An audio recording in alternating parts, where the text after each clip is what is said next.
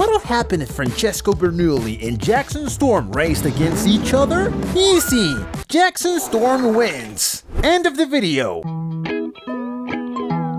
Nah, there's much more to it than just being an next-gen car. The battle between Francesco and Storm is so deep that it should be one of the battles of the millennium. And in this video, we'll explain you why. But before we start, tell me in the comments who you think is the winner. To begin with, it's not as simple as saying that Storm, with all this tech and speed, would win every race. Nope, sweetheart. Because I'm pretty sure Mater driving backwards would beat him. So let's play fair and analyze in detail what advantages each one has. Let's start by analyzing the top speed and specs these cars have in real life. We'll begin with everyone's favorite French car, Francesco Bernoulli. As we all know, this car is a Formula 1 car, created to compete in high-speed races. It's as light as a feather, and its wings allow it to take corners at extreme speeds. One big advantage is its specialized tires for different conditions, dry, wet, or intermediate, depending on the weather and the circuit. F1 circuits are the most challenging, as they combine very tight turns and long straights. That's why they can reach speeds up to 224 miles per hour. But in the movies, Francesco isn't far from reality. In his first races against Lightning McQueen, we saw that he was really fast, easily catching up to his competitors. And Francesco's top speed in the movie, according to his specs, is 220 miles per hour. One of his strengths, as we said, is being a true king of tight turns, shown when he overtook Lightning McQueen in one. But when they reached the straightaway, both were almost at the same speed. Now let's talk about Storm in real life. Jackson Storm's model doesn't exist in real life, but is inspired by the most advanced next-gen race cars. Pixar designed this car with futuristic features based on real technology found in next-gen NASCAR cars. Jackson Storm is like the flashy, spoiled rich kid. His advanced aerodynamic design reduces his weight and improves his speed, and he's super smug about it. And if that weren't enough, this show-off has a hybrid engine, internal combustion plus electric. This allows them to combine power and efficiency. So in real life, Storm could reach up to 214 miles per hour. And while that's impressive, it's still slower than a Formula 1 car. Cars like Jackson Storm are specifically designed for high-speed races like NASCAR, which means when it comes to sharp turns, Storm doesn't stand a chance. An important thing to highlight about Jackson Storm is that this car is specifically designed for smooth tracks, so he doesn't hurt his little paws. Aww. Storm would be a perfect competitor in the modern NASCAR Cup Series, where tracks are mostly oval and top speed matters the most. In the movie, Jackson surprised us all with how fast he overtook everyone. Even Lightning McQueen was a piece of cake for this rookie. According to his technical sheet and the info from the movie, Storm can reach up to 220 miles per hour, almost the same speed as a Formula 1 car in real life. Sure, in real life Storm wouldn't be as fast as in the movie, but there are some aspects we need to consider. First, Jackson is a character who improves with every race. Since he's just starting his career, it's expected that Storm will increase his speed with experience and the techniques he develops. He could potentially become much faster. Also, Storm doesn't seem to use all his power on the track. In his race with McQueen, he only hit 210 miles per hour, and even at that speed he overtook more than half the racers to catch with Lightning. Now, I can't even imagine what'll happen if he used his full 220 miles per hour. And you can clearly see it in his face. He's never really pushed himself to the limit in any race. But wait, does this mean Jackson Storm is the winner? Don't jump to conclusions. Let's analyze Lightning McQueen, since he's an important part of this debate. From the very beginning, we saw that, aside from being arrogant, McQueen was a great racer. At his peak, McQueen destroyed his competitors, including the King. This was a very important point when considering who would win between Francesco and Jackson Storm. Continuing with Lightning McQueen, his model doesn't exist in real life either. It's a mix of NASCAR race cars and sports cars, like the Corvette Z6, with some elements of the Dodge Viper. One thing these three cars have in common is that they're very aerodynamic, allowing them to reach high speeds quickly. And here's a curious fact. NASCAR cars can reach a maximum speed of 220 miles per hour. This means Francesco, Storm, and McQueen could all theoretically reach the same top speed. But in real NASCAR races, cars usually max out at 180 miles per hour due to traffic, curves, and strategies. So in real life, NASCAR cars are designed to maintain stability at high speeds on straights and wide curves, sacrificing some maneuverability compared to Formula 1 cars. But we've seen that in the movie, this rule doesn't entirely apply to McQueen. Despite being harder to maneuver, McQueen pulls off crazy strategies to outwit his opponents. He's even wild enough to jump over wrecked cars to fly off the track!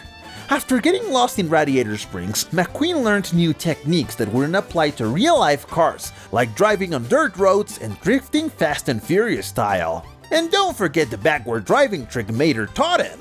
That, my friends, is a huge advantage for Lightning McQueen compared to Francesco and Jackson Storm. What about Lightning McQueen's top speed? In the movie, we've seen that McQueen can reach up to 196 miles per hour, but he could easily hit 220 miles per hour. As we saw when he raced Francesco, they were almost tied on a straightaway. This reflects the improvements he got after training and learning more techniques after the first movie. Combining McQueen's experience with the power he had when racing Francesco, he could have completely obliterated him on the track. Sure, Jackson Storm's tech and aerodynamics might outclass everyone else, but realistically, he couldn't pull off the wild techniques McQueen learned. And poor Francesco? Not even a single chance. We have the proof in the first movie, when McQueen arrived at Radiator Springs and had his race against Hudson Hornet, and he couldn't take the curve on dirt and went straight into a ton of cacti. Now to continue, let's take McQueen's race against Francesco as an example. At this point in McQueen's career, he already had experience from his past races in the Piston Cup. He had learned all the techniques from Doug Hudson and mastered driving on dirt. This gave him an advantage over Francesco. Even though Francesco was designed for sharp turns, McQueen quickly adapted with a bit of technique. And in fact, Francesco took full advantage of his design when he overtook McQueen, specifically on those tight turns, and took the lead. But it only lasted for a few seconds before McQueen was nearly tied with Francesco again, because on a straightaway, both can reach the same speed. Another important thing to note is that at this point, McQueen was still very motivated by his previous race wins. He still had the strength and power to take on a car of Francesco's caliber. So he wasn't a rookie anymore, he was a seasoned racer. And honestly, we might even think Francesco got overconfident, but McQueen was so sure of his power that he didn't even try too hard to beat Francesco. Meanwhile, Francesco was giving it everything his engine could handle. And here's the kicker, Francesco was the same age as McQueen for that race, if you didn't know. They were both 25 years old. And what about Jackson Storm's race? At this point, McQueen wasn't a rookie at all. He was an experienced and a little older racer. So his prime years were behind him. Meanwhile, Jackson Storm was in his prime. He was the new rookie, full of energy and equipped with technology that no race car had ever seen. He didn't even need to hit the track to train, he had his simulator. But while that seemed like a huge advantage, it was also a disadvantage, because nothing beats real-world experience. What if it rained that day? What if another car hit him and punctured his tire? What if someone threw a soda on the track? From the very start, Jackson made it clear that he was the fastest of them all. Just check this out. He overtook McQueen faster than you can blink, broke the record for the fastest lap, not once, but twice, and he overtook more than half the competitors in just seconds. And keep in mind, there were only 11 racers in total. What kind of technology is this? It's pretty wild, right? At that moment, it was clear Jackson Storm was gonna beat everyone else, even McQueen. But come on guys, McQueen was already too old to push himself to his full potential. Even though he was older and worn out, McQueen still managed to hit 196 miles per hour. That's a pretty decent number for a veteran who had spent most of his life racing. Meanwhile, Jackson hit a top speed of 210 miles per hour, which is super impressive. Being a rookie, it's safe to assume that speed would only continue to improve, and he could even surpass the 220 miles per hour that Francesco and McQueen could potentially reach. Considering all these factors, it's clear that it was asking too much for McQueen to win this race against the lunatic Jackson Storm. And on top of that, Storm had an easy win because the track was perfectly suited to his design. If it had been a mixed track, I'm sure McQueen would have used all his experience and techniques to his advantage. In that case, Storm would have been in trouble. Being a rookie with no real-world experience, he wouldn't have been able to apply techniques on a track like that. And even if he tried to pull off McQueen's famous jump, his super aerodynamic and light design would probably send him flying like an airplane. So age does matter when determining who the real winner would be. And you might still think the answer is obvious, that Storm would be the winner. But let's move on to the next part. The same thing happened when McQueen raced against the more experienced veterans. He left them in the dust. Also, keep in mind that McQueen was in his prime then, capable of reaching his maximum potential. The same thing happened with Jackson Storm. He was young and full of energy. Just take the King as an example. The poor guy barely made it to retirement. If McQueen had pushed himself harder with Storm, his engine might have exploded from the strain. On the other hand, when he raced Francesco, it was also one of McQueen's best moments. Not only was he still young, but he was no longer a rookie and had gained plenty of experience from his previous races. That's why, even though Francesco was designed for high speeds, McQueen was capable of beating him. He had techniques that Francesco couldn't have imagined in his wildest dreams. And those techniques wouldn't work for Francesco due to his design. Just picture him trying to jump like McQueen did. Poor Francesco would destroy himself just by hitting the ground because of how fragile he is. Plus, by this point, McQueen knew exactly how to control the track, thanks to all the drifting practice he got in Radiator Springs. Now imagine if Francesco tried to pull off one of those techniques, he'd probably collapse on the spot. And speaking of speed, McQueen could have reached 220 miles per hour during his race against Francesco if he wanted to. But in his race against Jackson Storm, he barely managed 196 miles per hour, while Storm reached 210 miles per hour. That might not seem like much, but it really makes a difference. But speed isn't everything.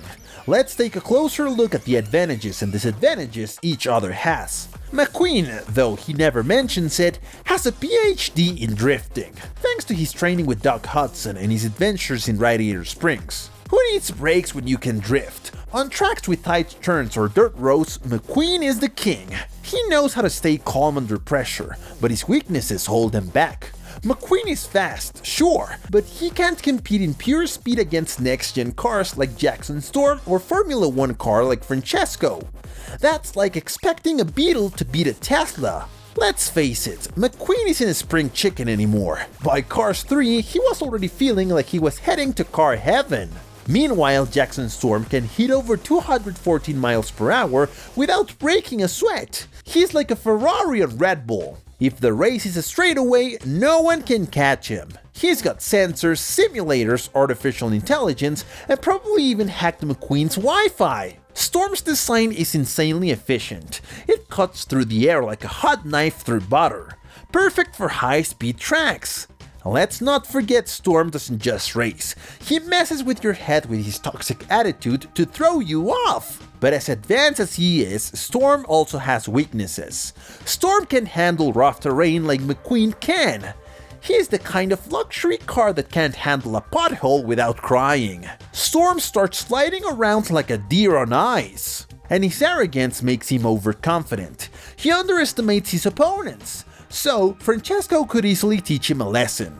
Speaking of Francesco, this guy can go from 0 to 60 in 2.5 seconds. When it comes to short circuits, Francesco is king. Thanks to his Formula 1 design, Francesco can take tight turns without losing speed. Let's take Francesco as an example. Not only is he fast, but he also knows how to mentally crush his opponents. His overconfidence makes him psychologically immune. If Storm tries to trash talk him, Francesco would probably respond with something like, but I'm handsome, and you? Being the lightest of the three gives Francesco a clear advantage in tracks where weight plays a significant role. However, his design has its flaws. It only works well on smooth tracks, almost as polished as glass. but put him on uneven terrain and he'd get stuck like a toy car. Another downside is his fragility. Just one mild crash and he'd end up sobbing in the repair shop. Now, you might be wondering, why am I telling you all this? Well, we've reached the final part of the video. If these three cars face each other in their prime and at the same age, who would win? The truth is, it heavily depends on the type of track. Let's assume all three are racing at 25 years old. Not too young to be inexperienced, but not too old to lose their edge. At this age, they all have some experience and well-developed techniques to showcase on the track.